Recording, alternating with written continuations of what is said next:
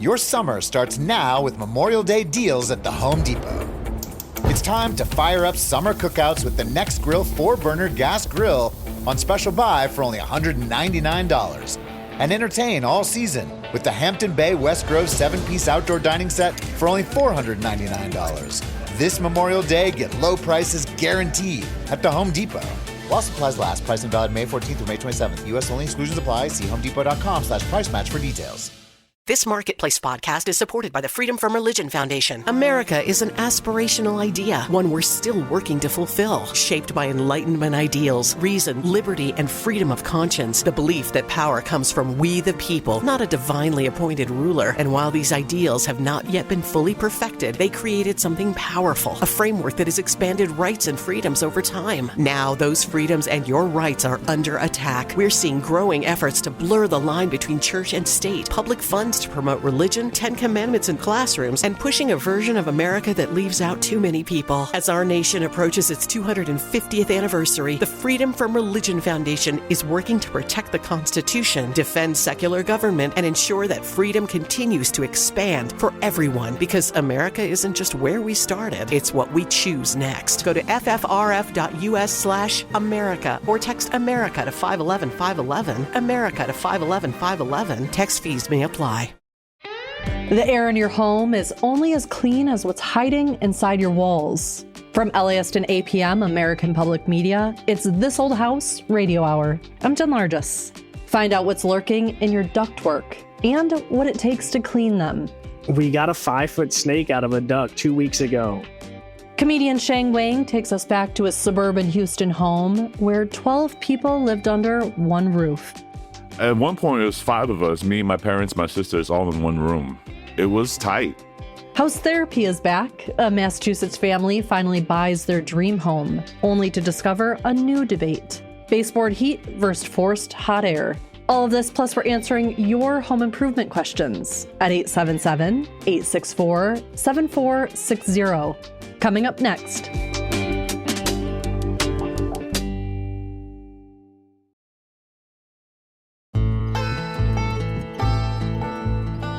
It's This Old House Radio Hour. I'm Jen Largis. The most important system in your home may be the one you never see. Hidden behind your walls, your ductwork circulates every breath you take.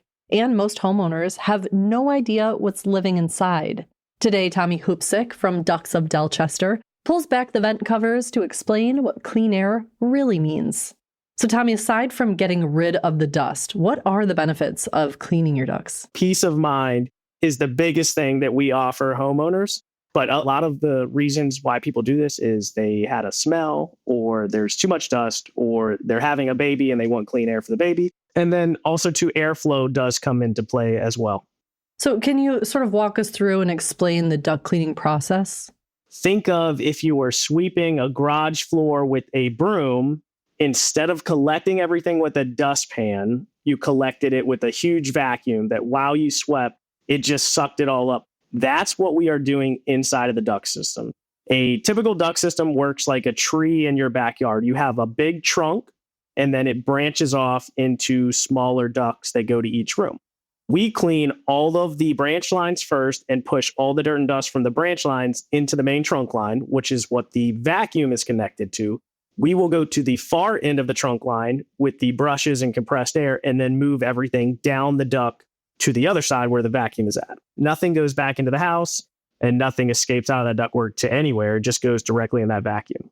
Are there any signs that you need to get your ductwork cleaned? The number one is probably the dust thing. They're like, I dusted my house, I cleaned literally every inch, and 2 days later, it's completely dusty again, and everything else in the house is cleaned. It has to be the ductwork.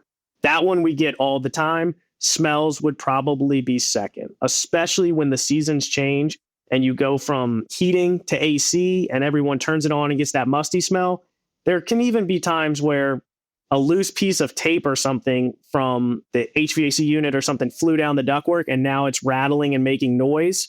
And then we get in the ductwork and we see that it needs clean. So like there's a lot of things it gets into, but dust and smell, the two biggest. How often should you have your ducts cleaned? We say every time you replace the system, we'll just throw out a random number of every 10 years. And the reason for that is if you have a return duct that's full of dirt and dust from 10 years of running, and then you replace the HVAC system, you have a brand new unit, the last thing you want to do is turn that brand new unit on and suck all that dirt and dust from the return into the unit. When you're replacing the HVAC unit, that's a great time to do it. And then you're starting with a brand new unit, freshly cleaned ductwork. So we say like once a decade, just to stay on schedule with how long the HVAC equipment lasts. So what do you need to look for to make sure you're getting a qualified company to clean your ductwork? There's NADCA, which is National Air Duct Cleaners Association. They have a certification, the ASCS, which is Air Systems Cleaning Specialist. But then the EPA also put out a duct cleaning checklist that says, hey, if you're going to have the ductwork cleaned in your home, these are all the bullet points that should be checked off. Use what NADCA says, and then use the EPA checklist to find qualified people to do this work. And make sure that when they give you their estimate or proposal to do the job, it's saying that they're going to follow that EPA checklist. Now, are there any other life events or things going on in the home that could trigger you saying someone should call to have their ducts cleaned? Maybe renovation, or what do you do in those situations?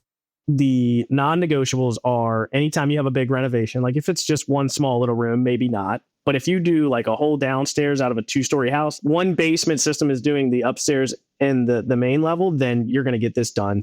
If you have a fire event, even if it's a small fire, you're going to have this done after that. Some water damages, the water goes into the ductwork. And then anytime there is actual verified mold in the system, that's a non-negotiable as well. I always hear of people thinking that if rodents do get into their home, that they're using the ductwork as a pathway through the home in some cases. Do you ever go in and double check that it's cleaned for those reasons? We got a 5-foot snake out of a duct 2 weeks ago. Yeah.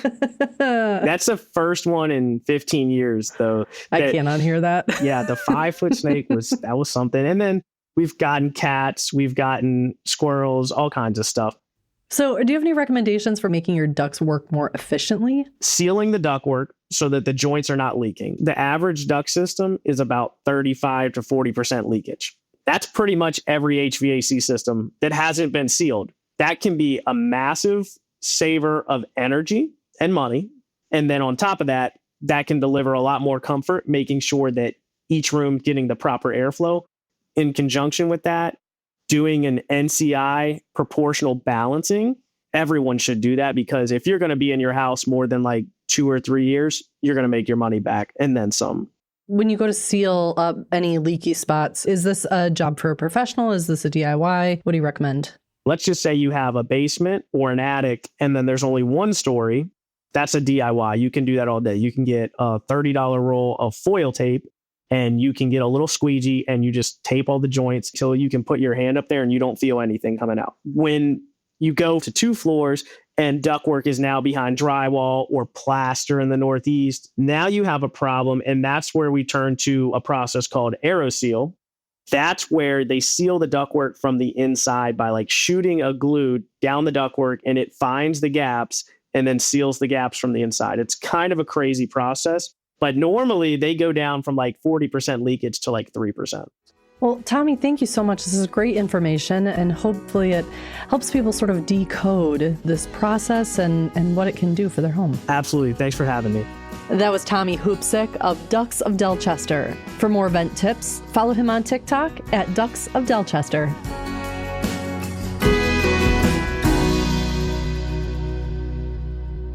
Right now, we're answering your home improvement and DIY questions. Call us at 877-864-7460. That's 877-864-7460. Or you can leave us a voicemail anytime.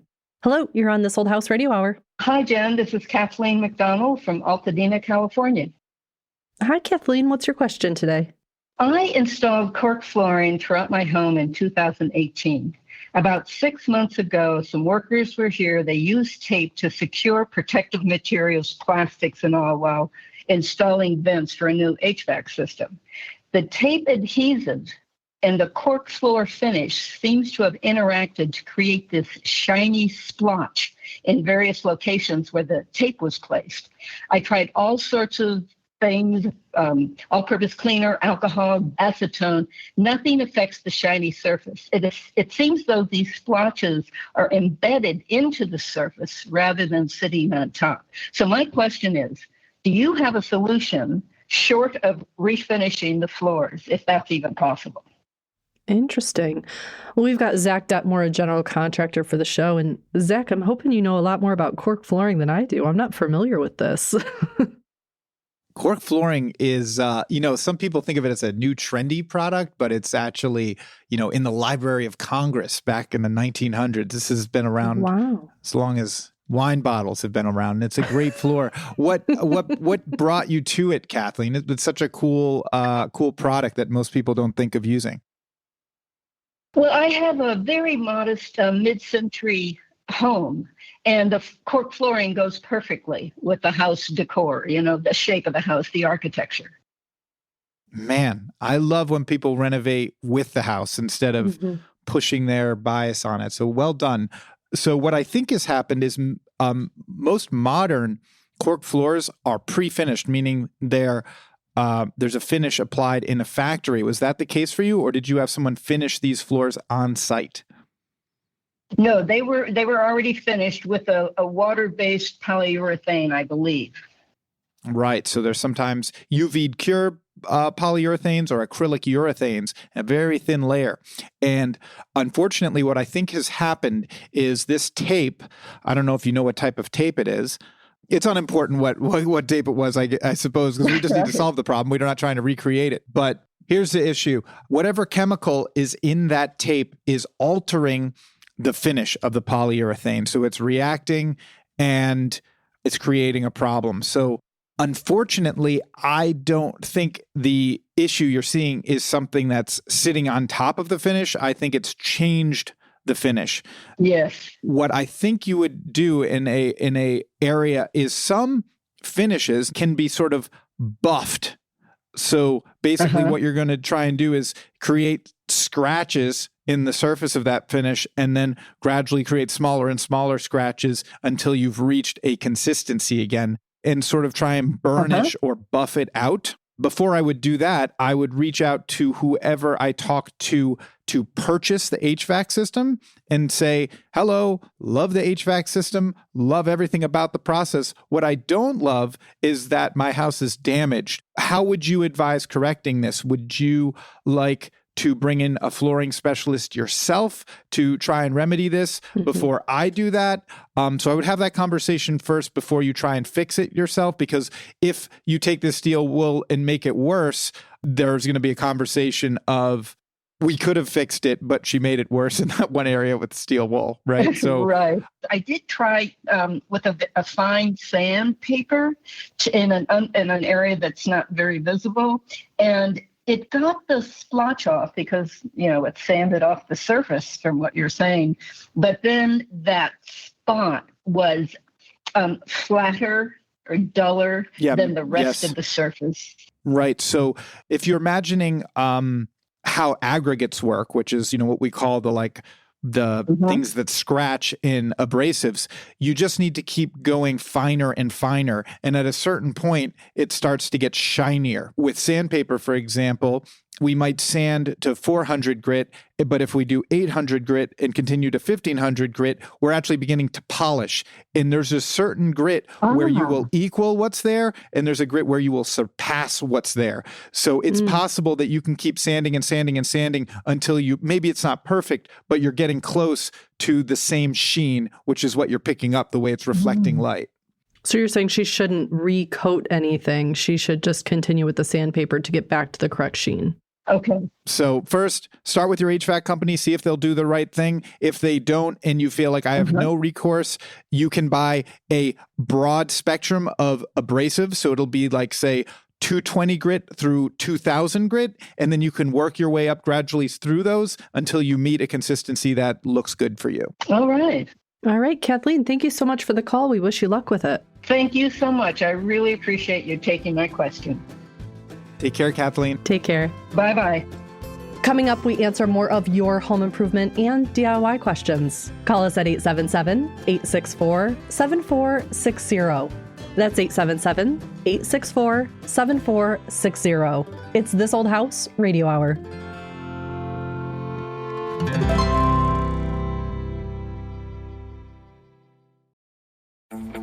Your summer starts now with Memorial Day deals at the Home Depot.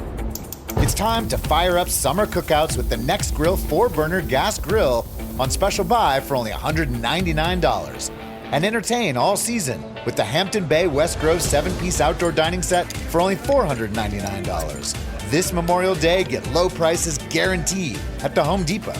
While supplies last, price and valid May 14th through May 27th. U.S. only, exclusions apply. See homedepot.com/price match for details. This Old House Radio Hour is supported by fast-growing trees. Finding the right plants for your specific climate shouldn't be a guessing game. Fast Growing Trees is America's largest online nursery with over 1,600 varieties curated by experts to thrive in your yard. Whether you need privacy trees, fruit trees, or flowering shrubs, they deliver the best quality plants directly to your door. Skip the messy car and the weekend crowds. Just click, order, and grow. Right now, stock up for spring with the plants and trees you need. Select varieties are up to half off. And listeners to our show get 20% off their first purchase when using the code THISOLDHOUSE at checkout. That's an additional 20% off at fastgrowingtrees.com using the code THISOLDHOUSE. Fastgrowingtrees.com, code THISOLDHOUSE. Now is the perfect time to plant. Let's grow together. Use This Old House to save today. Offer is valid for a limited time. Terms and conditions may apply. This episode is supported by Quo, spelled Quo, the business communications system built so you never miss a call. Do you ever realize how many customers slip through the cracks? Missed calls, follow-ups that never happen. It adds up fast. Quo works wherever you are, right from your phone or computer. Keep your existing number, add teammates and minutes, sync your CRM, and let the call routing handle itself as you scale. It's easy. Calls, texts, voicemails, transcripts, and contact details all in one clean view. So your team always has the full picture and can show up for every customer conversation, ensuring a seamless and more personalized experience. Money is on the line. Always say hello with Quo. Try Quo for free, plus get 20% off your first 6 months when you go to quo.com/thisoldhouse. That's quo.com/thisoldhouse.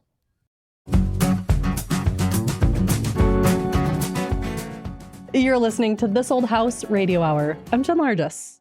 Right now we're answering your home improvement and DIY questions. Call us now at 877-864-7460. That's 877-864-7460. Or you can leave us a voicemail anytime. Hello, you're on This Old House Radio Hour. Hi, how you doing? Good, and who's calling? My name is Anil. I'm calling from West Bloomfield, Michigan. And Anil, what's your question today? Okay, thanks for taking my call. I'm a long-time listener, first-time caller. And apparently, I'm the proud owner of heated porcelain tiles, which I never ordered. So my house was built in 1950s. I purchased this house 5 years ago. So here's my situation. My HVAC ducts run under a slab foundation. I don't have crawl space nor the basement. The furnace is single-stage furnace. When the heat kicks on, a couple of tiles in my living room gets toasty, like radiant floors, heating vibes, right? Except I definitely didn't pay for that upgrade. Meanwhile, my kids' bedrooms are about 8 to 10 degrees colder. Am I literally heating my floor because of a broken or leaking duct under the slab? And if so, what's the cheapest way to fix this without tearing up my house or selling my kidney? Well, we've got Zach Detmore, a general contractor, and Ross Trethewey, a building engineer from the show, both here to help us out. We got to come up with a solution. This sounds important. Yeah. We don't want to give up a kidney. Yeah, right. No, definitely not. You ever hear this, Ross? Like air moving below the slab? Well, one of the things that could be happening here, and I just want to start to think about the problem, is that if you have ductwork that's running underneath the floor and it's underneath the slab, and let's say it's uninsulated, and let's say it's regular galvanized steel pipe or something like that, that ductwork, of course, could just be radiating heat to the slab and to the tile or whatever the makeup of that flooring assembly is. So it could actually just be providing radiant heat like a steam radiator or like any hydronic system could, except it's just hot air or warm air running in a duct. But it could also be a break in the duct, or a dropped connection or corrosion or anything like that that's now allowing hot air to actually escape the duct and make its way, into places that it doesn't need to go, and basically running along that slab and warming up that surface. Is there any way to figure out which it is without tearing it all apart? Well, a couple of things you could do. One, you could camera snake the duct and see, does the camera, just a borescope, endoscope type of camera. Dr. Zach knows about this too. And run it right through the duct from both sides. Run it from the cough register 3 side. times. Run it through the duct, see if there's anything visually, wrong with the ducting or, misaligned. We do this with, sanitary waste, drainage pipes all the time. Same thing here. Now, could this be related to his kids' rooms being colder, or could that just be the function of the way his home heats? Well, is the same duct that's traveling underneath this floor, is it going to the kids' rooms? Is it further down the line, so to speak? I believe so, yes. So this ducting, what we're happening is right in the middle of my living room. So again, the tiles are probably just one or two tiles that just heats up way high. It sounds like it's not air leakage if I had to guess. If you're feeling 2 warm spots and if you had an infrared camera, you could actually see, and if you saw like basically a pathway, which would be indicative of a duct traveling underneath that tiled system, you'd see a pathway to be like 2 highway streaks of red running right down your tiled pathways. And that would denote or tell us that those are the ducts running underneath the tile floors. And it may be air leakage, but the other way to look at it is that if those ducts continue to your kids' rooms, you should be getting warm air coming out of those. So are you getting enough warm air there? And what's the temperature of the air coming out of the supply vents? If it's a traditional furnace, you should be getting at least 120 degree air coming out on a single stage traditional gas furnace. If you're at a heat pump, it should be maybe 95, maybe to 100 degrees coming out of that vent. But what you're doing is you're giving up heat along its length. And what year was this house built? 1954 or 57, something like that. So if this was like an old house, Ross, you'd have like a concrete slab sitting in the mud or something, right? But maybe in the 50s, it's possible that there's gravel or something that would actually allow air to escape and not be delivered to the appropriate place, right? And that's where you would need some sort of sealer put in there to keep it in, right? And that's sort of what we're talking about, because it does seem to an amateur maybe a little far-fetched that air would be escaping that's buried in the ground, you would think. Exactly right. So it could be a small leak, could be multiple small leaks. It could be no air leaks, theoretically, and it's just radiant heat from an uninsulated duct running beneath the tile. You could have an HVAC company come in and actually pressurize the duct system in just that length, potentially, and you could measure the amount of leakage from that duct. So that might be one way to do it. But I would start with the camera snake and some finer details to try to figure out what's going on below that slab or below that tile system. So, Anil, it sounds like you might be able to keep your kidney. Possibly. This camera snake thing, if I did find some sort of a breakage, how do I access to get this aerosol applied, you said? Sounds like it's done by a professional. Oh, okay. Yep. So I got to tell them I can do it. You'd be surprised, actually. It's not as expensive as you think. Okay. It's certainly not a kidney expensive. No. All right, Anil, we appreciate the call. Thank you so much. Oh, thank you so much, you guys. I appreciate it. Call us now to have your home improvement or DIY question answered. 877-864-7460. That's 877-864-7460. Or leave us a voicemail anytime. Hello, you're on This Old House Radio Hour. Hi, Jen. This is Patrick Hetherington from Pittsburgh, Pennsylvania. I kept on wanting to say University of Pittsburgh. Patrick, thanks for the call. What's your question today? Okay, so what I have, we moved into this house about 15 years ago, and we were at the end of a cul-de-sac. And what they did in Pittsburgh, there's a lot of hills, and there's a lot of the hills are from shale rock, and they tend to dynamite into the hillsides to create cul-de-sacs and roads. So my back hill is just all shale, broken up shale, some small, some big. And it's probably, I would say, about 25 foot high.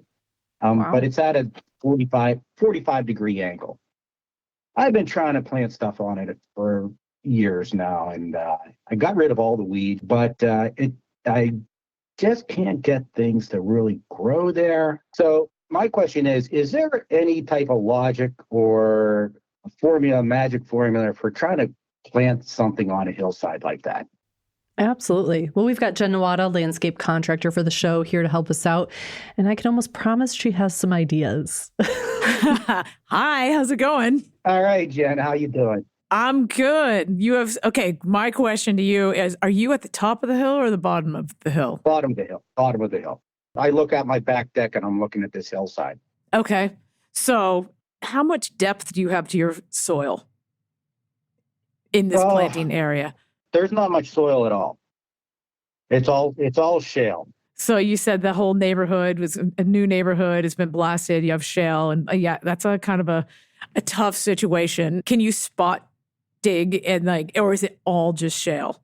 Is it all just rock? Oh no, underneath? that's what I've kind of done that. But the problem is, I got a couple beds in there, and they probably have about 2 foot, a foot and a half or 2 foot of dirt in it. But what's underneath it, it just drains and it gets so dried out so quickly. Right. I mean, and then with the draining and also having such a confined space, it's going to be like a plant is grown in a container, and then the roots are going to circle around itself and eventually choke itself out. So this is a problematic area. Are there plants that are low maintenance that if they are draining that quickly, like an ornamental grass or something, that could thrive in a situation like that? That's a great question. The grasses, the root system will get pretty extensive and crazy. Perennials, like drought-tolerant perennials, would be a great option. But you're not trying to block any views, correct? No, in fact, I want to try to enhance my views. Okay. So, when I go on my back deck, I'm not just staring at rock. Look up what are some native plants that are like drought-tolerant, full sun, native plants that are going to thrive in your area. And you're saying drought tolerant just because it drains so quickly? Yes, because it's going to be roasting in the sun. Do evergreens do well in soil like that, or? You're going to have a hard time getting evergreens to get established. And then you have to look at the deer factor too. Do you have deer and stuff and animals around? Yeah, I have a herd of deer. Yeah. So they're just going to eat your investment. I would definitely not go for, they tend to not go for green giant arborvitaes or spruce. But like my fear of you planting a larger tree, once it gets to a certain height, a wind is just going to rip through and tip that tree over because it has nothing to hold on to. So go for something lower, native, drought tolerant, like just type in what your hardiness zone is and then figure out what would work in like drier conditions. Are there any good apps or anything out there or websites that, you can punch in? In this whole AI world, it seems like you could put pretty much anything into any kind of chat and then say, hey, I have this much sun. This is what the soil is. This is my soil depth. Can you recommend what to plant here? Or go to your local extension school or your garden center. If you want to talk shop in person, because the AI people can freak me out that they know all these things. But I like to talk to people in person. Then just the learning sinks in a little bit better. But that's what I would recommend for that area. Maybe something lower. So more shrub. Shrubs, right? Yeah. All right, Patrick, thank you for the call. Yeah. Thank you for answering those questions. I'll let you know how things go. Take care. Call us now to have your home improvement or DIY question answered. 877-864-7460. That's 877-864-7460. Or leave us a voicemail anytime. Hello, you're on This Old House Radio Hour. Hi there. My name is Susan Moisky from Royal Oak, Michigan. Michigan in the house. Susan, what's your question today? I bought a 1924 house. And of course, it's been updated a little bit. And I'm trying to deal with plaster ceilings. And somebody has painted over the plaster, and there are little crackles, not everywhere, but in some areas. And I don't know how to approach this. Whether I go ahead and, scrape that, or am I in danger of the plaster falling? I don't know. I need help with plaster. We've got This Old House general contractor Zach Detmore and our painter Mauro Henrique both on the line to help us out. So what does a crackle look like? Well, let's see. Just in certain areas, it's painted over and there are little lines that are like little tiny indentations, like little clouds. It looks more like an alligator back or something like that? Yeah, kind of. That's a good way to put it. Okay. And a little alligator back. So you don't see at the whole surface, but you see it in spots. Yeah. Different areas. All right, I do. Cool. More or less. Mauro, I have to say, if I ever called a painter and told him I had alligator backs on my ceiling, that wouldn't have been my guess. Especially since I live in Michigan. Right? Yeah, Florida. A classic architectural touch of the Michigander house. Those are the nicknames that we call in when we see, especially like, on the ceiling, it probably has a calcimine paint on it. And what is calcimite paint? It's the cheapest way for you back in the 30s. Instead of plaster, you use this paint that was promised to give you a cover like your ceiling was plastered. If we couldn't afford plastering, you would go with the calcimine paint. So is it a thicker consistency? It's a thicker consistency, but over the years, if it flakes out, it cracks, it creates lines, and it shrinks. And alligator backs, apparently. Yes. That's it when looks like somebody just painted over it. They kept painting over it and painting over it. Painter would never adhere to the calcimine paint. Never. Yeah, that's how it's looking. Yeah. Yeah, you can see it. And even if you rub your fingers against the surface, you're going to see a little powder coming out from the surface. That's the way you usually identify as a calcimine paint. So you say you can't paint over it. So then how can you refinish it? Do you have to get rid of it, or is there a way to sort of patch and repair? There's a couple ways you can do it. And then you can repaint with calcimine paint, okay? But first you have to do a lot of elbow grease, clean up really well, or you go over with the, a 3/8 blue board, patch the seams or replaster and then paint it over. Those are the only two ways that you can get rid of the calcimine paint. So.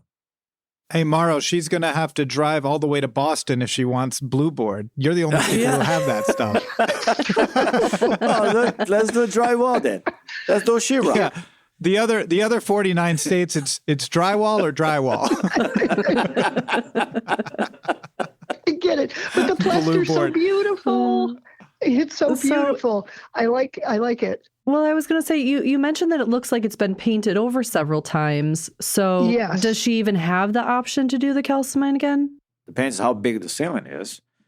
Okay. I have maybe 4 spots on a 20-foot ceiling. And if I scrape that out, can I use what we call here in the Midwest mud? Which is, taping mud. We call it mud. Yeah, we call it mud around here too. We weren't sure, Mauro. Yeah. we didn't know what you might call it. Yeah, you use mud. Mud is what we call mud is like sheetrock mud. Yeah.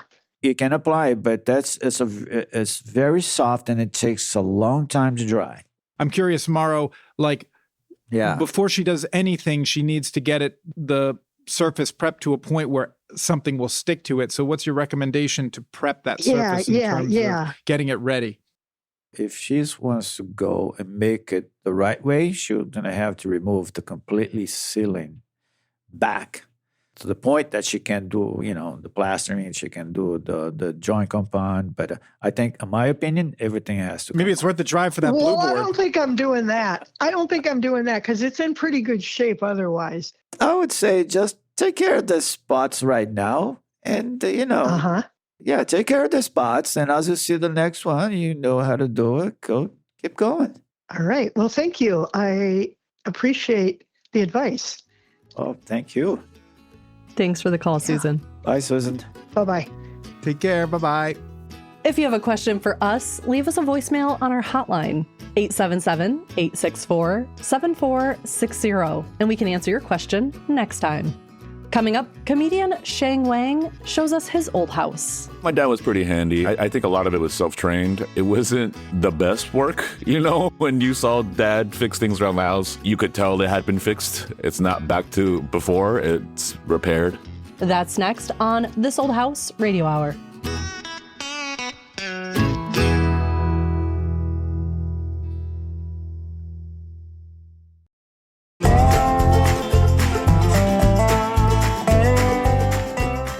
You're listening to This Old House Radio Hour. I'm Jen Largis.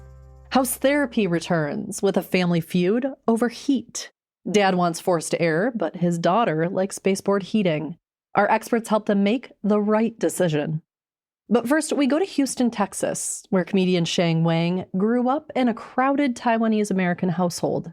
His salvation lay at the edge of the neighborhood, where the Bayou began and where a restless kid found freedom, danger, and eventually, himself. Hello, I'm Sheng Wang. I'm a stand-up comedian, and this is my old house. I grew up in Houston, Texas. The house was built sometime in the 70s. It was somewhat of a new suburban neighborhood. 4-bedroom, front yard, backyard, pretty spacious, if I'm remembering correctly. It was a lot of carpeting. It had a cool little living room that kind of dropped down a little bit. There's like a slight pit kind of effect to it. A dining room where there used to be dark, deep green carpeting, and there was a chandelier. I would climb on the dining table and take pieces of the chandelier and put them in a leather pouch you would get at the souvenir shop. It would be like Indiana Jones, a little satchel of jewels. So slowly over time, that chandelier became more and more bald. We used to have a giant wooden TV, about 12 channels. Each channel had a button. As a kid, you do whatever to have fun, and at one point, you got into spinning in circles, getting dizzy, getting crazy, right? I'm just going in circles, and I got so dizzy, I bumped my head into the corner of the TV, and it was a really bloody situation. I ended up getting stitches, but that TV was just a giant, massive piece of furniture that was indestructible. Kitchen had fluorescent box lighting overhead, light blue linoleum floor, a dishwasher that we never used, even to this day. It's full of dishes that we use as a drying rack. There's water damage all over the kitchen counter. My dad makes things very wet when he cooks. He likes things loud and fast, and if it doesn't sound crazy and chaotic in the kitchen, he doesn't think you're doing it right. My dad was pretty handy. I think a lot of it was self-trained. It wasn't the best work, like when you saw Dad fix things around the house, you could tell they had been fixed. It's not back to before, it's repaired. When we first immigrated to the States from Taiwan, there was 12 people living in the house. My family, my cousin's family, and my grandparents. At one point, it was 5 of us, me, my parents, my sisters, all in one room. We had a bunk bed. It was tight. I didn't know any different. It wasn't weird to me. I just knew that my cousins were here, my uncles and my aunties were here, everybody was here. My grandparents were here. So, as a child of the 80s, we spent a lot of time on our own. Starting out was just in the backyard, hours playing with spiders, bugs, roly-polies, whatever you could find. Just digging holes. My dad would have shovels and tools, so we would play with everything there. I would make booby traps, dig a hole, put some leaves and twigs over that. And then eventually we discovered the Bayou.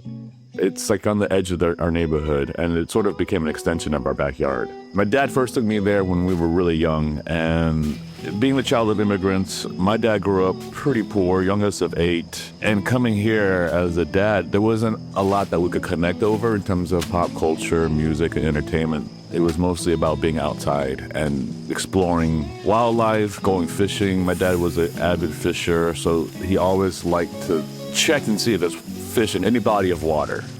He took us to the Bayou for the first time. Eventually, we made like little nets and we caught fish and tadpoles. We brought them home and we set up like a little aquarium and we would watch them grow up and eventually jump away. And later on, it became sort of a congregation point where me and my friends would just hang out and talk, mostly about girls we were obsessed with in high school. It was just a magical place because it was full of life. It's hot, it's humid, it's heavy. When you step into air like that, I kind of find it comforting. There's a bit of a hug from the air. There's a smell, there's some sulfur. It's decomposing life. It's animals and plants going back into the earth. It's a strong odor, especially on a rainy night or after the rain has come. You're treated to like a chorus of tons of wildlife, insect chittering, frogs, and they're all sounding off. It's just a really like lively situation. And it's pretty incredible to just sit there and take it in. So the Bayou has been like kind of with me through my life. So it started out as like a fun, innocent place to go and explore as a kid. And then in middle school, it became like the place you go and do bad things, like practice your graffiti, set off some illegal firecrackers in the middle of the night. There was some point in your life where you get into music and going to the mall and doing other things. And now I'm kind of at this point in my life where I'm going back to like realizing nature is where it's at. It's the best. So now it's fun to like hang out with my parents and go outdoors and do things outside with them and enjoy nature.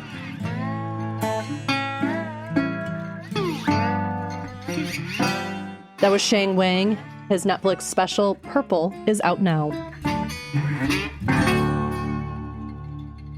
Every home project comes with decisions. What to do, how to do it, and what it's going to cost, and whether to take it on yourself. And when two people don't see it the same way, it's not just a project anymore. So we're here to help you figure out the right move, settle the debate, and hopefully keep the peace at home. In every home improvement project, there are two separate yet equally important forces: the work that needs to get done and the people who can't agree how to do it. When those forces collide, the result is conflict. These are their stories. Hi, Kate and Stan. So what brings you to house therapy today? Hi, Jen. So back in December, my husband Tom and I bought our dream home, a center entrance colonial. We were so excited to move from our old house, which was a lovely cape, but it had radiator heat, which was kind of like the bane of our existence. So we moved to this house that is beautiful, but it has baseboard heat. And it's this ongoing question between me and my husband, like, what do we do about this? We thought that the baseboard heat was really good. I kind of think that it might not be the worst thing, but my dad is a huge proponent of forced hot air. So we're just trying to figure out what we do going forward. Absolutely. And Stan, what makes you think that forced air is the right solution here? I would say over the last 3 places that I've lived at, I've had the forced hot air, which has been very sufficient. I'm just used to it. Yeah. Well, we've got Ross Trethewey, building engineer for this old house, and Zach Detmore, a general contractor for the show, both here on the line. Guys, we're in a toss-up here between hot water baseboard and forced hot air. That's a debate right there. It's a classic showdown. Is it? Is that? We're really at odds here. We need your help. I think it would be helpful for me to know how old your cape was, how old the Center Hall Colonial is, and how old are your father's last 3 houses, just quickly. Just quickly. And I can give you 32. all of this information. So the cape was built supposedly in 1920. The center entrance colonial was built in 1975. And the house I think that my dad is mostly talking about is the house I grew up in, which incidentally was also a center entrance colonial that was built in the early 90s. Oh, that's just what I wanted to hear. Zach, did you get what you needed?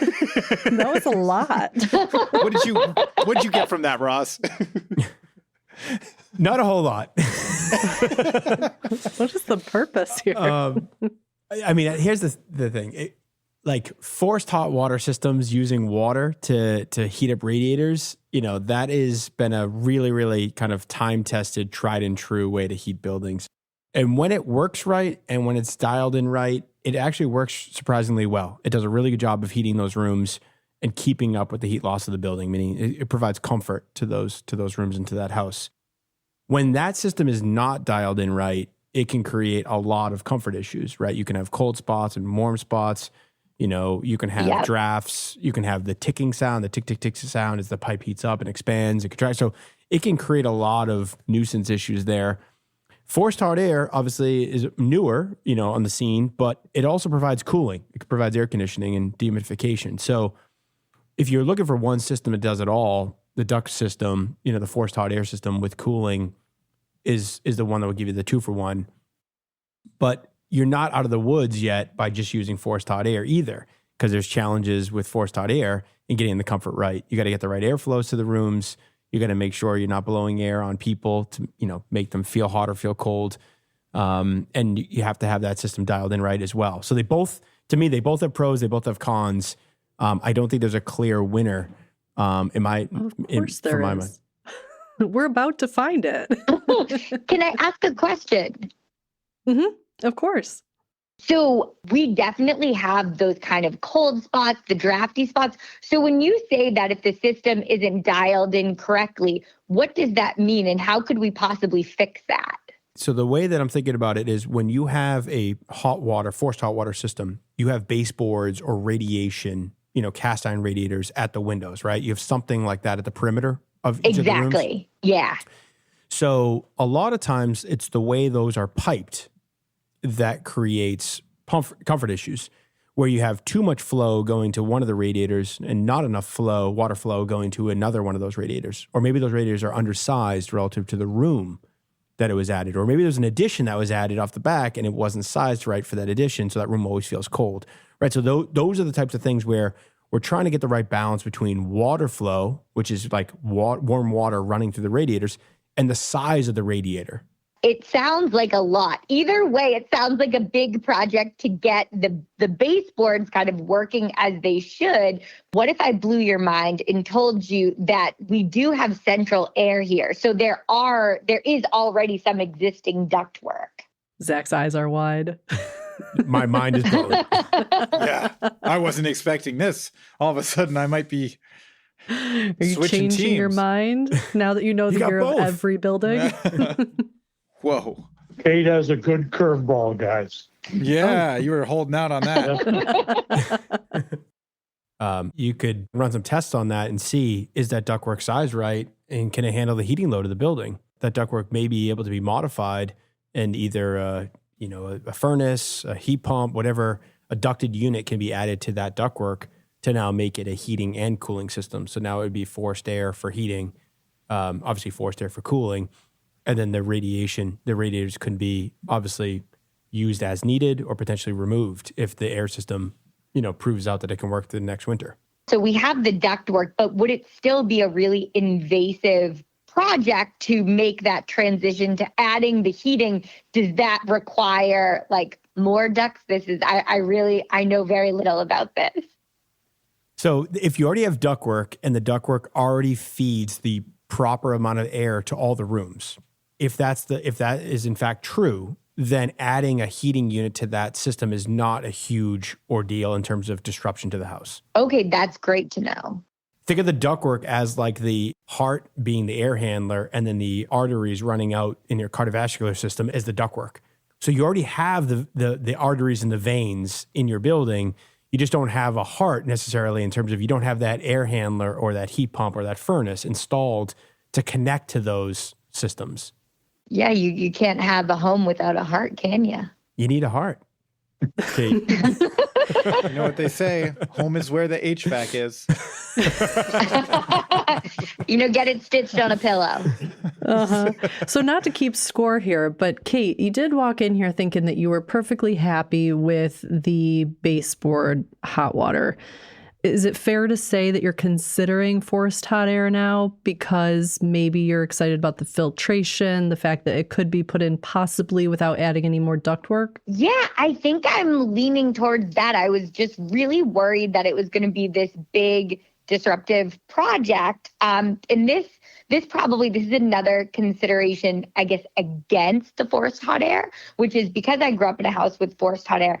I feel like I always got nosebleeds. Maybe I just have a very sensitive nose, and my mom would always say, it's the forced hot air.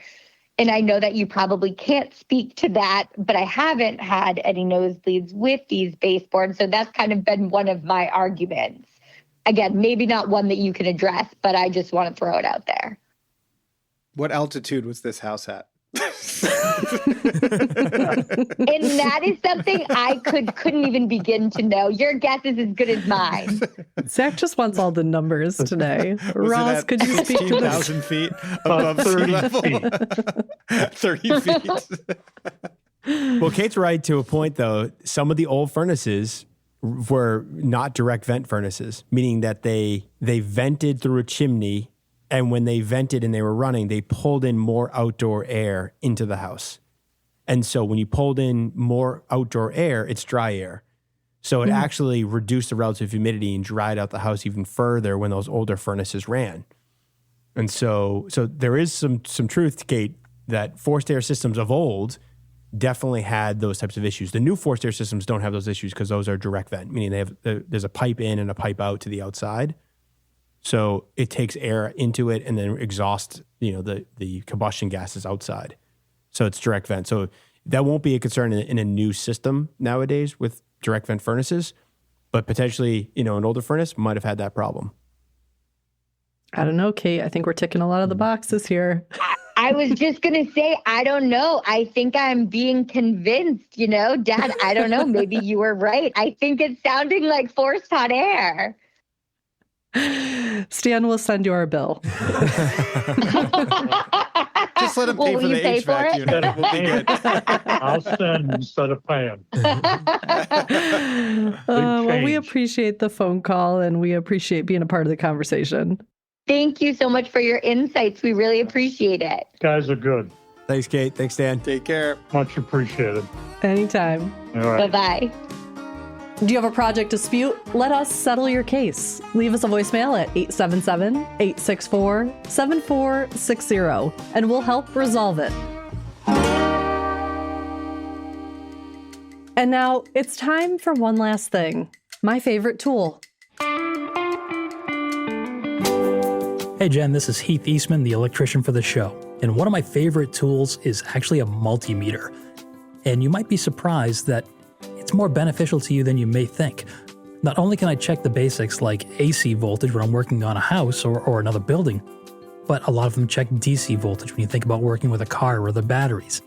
They have multiple other functions such as continuity testing, resistance, and a bunch of other things you can do with them. Simply testing with those leads or changing positions makes it so functional and so easy to use. I'd be lost without that thing.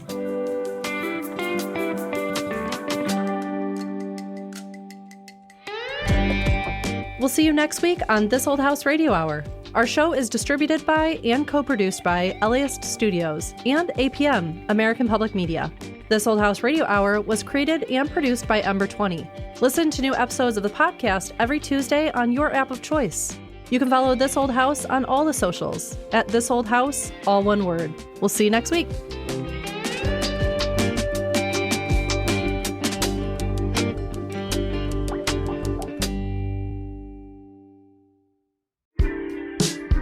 Everybody has a hot take on the economy. And whether you're curious about inflation, trade wars, or the markets, what you need is reporting you can trust. Hi, I'm Kai Rizdal, the host of Marketplace. Our award-winning reporters talk to everybody from CEOs to farmers to help you understand how the economy takes shape in the real world. You'll be smarter every time you listen. And these days, that's priceless. Listen to Marketplace on your favorite podcast app.